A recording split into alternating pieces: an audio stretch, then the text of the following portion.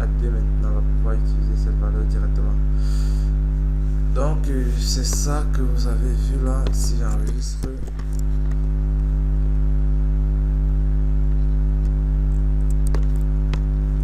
deux points et je donne add car 8, 7 et 8, 15. Mais si je dis plutôt A2, 7 et 8, ça n'a pas de sens. D'accord? Ouais. Parce que add prend une seule valeur. Donc en réalité, add prend une valeur et retourne une autre valeur. Donc si je donne 7, ça me retourne 15. Pourquoi ça m'a retourné 15? Parce que en réalité, il va écraser la valeur de 7, il va affecter la valeur de 7 plus 8. Si vous vous rappelez ici, dans l'exécution de mon code, j'ai dit que je donne add 7 et 8. Donc ça veut dire que lui, il écrase la valeur que je donne ici et il me récupère la valeur de 7 et 8.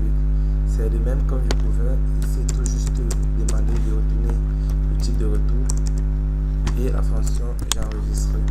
Alors dans ce cas ici, qu'est-ce que j'aurai?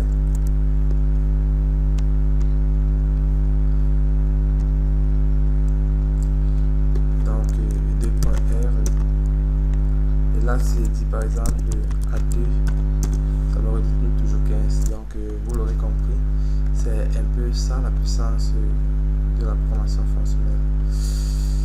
Et donc nous avons aussi les opérations sur la fonction sur les listes. Donc comme vous pouvez le constater ici, c'est quoi une liste? Donc opérateur de construction de liste.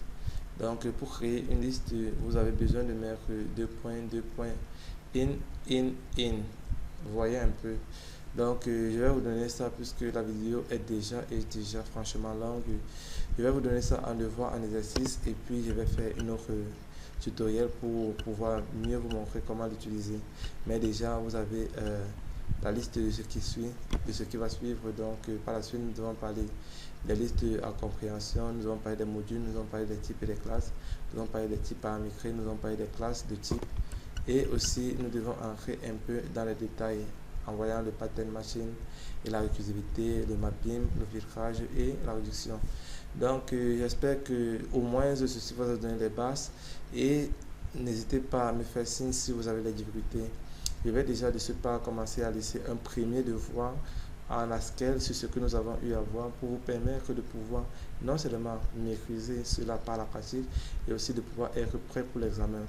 Et je rappelle que le devoir que je vais vous donner, c'est un ancien sujet de Haskell qui a été donné toujours par votre même enseignant, et ce qui peut faire qu'il peut arriver que le professeur bisse l'épreuve, et alors pour vous ce serait un gain de plus.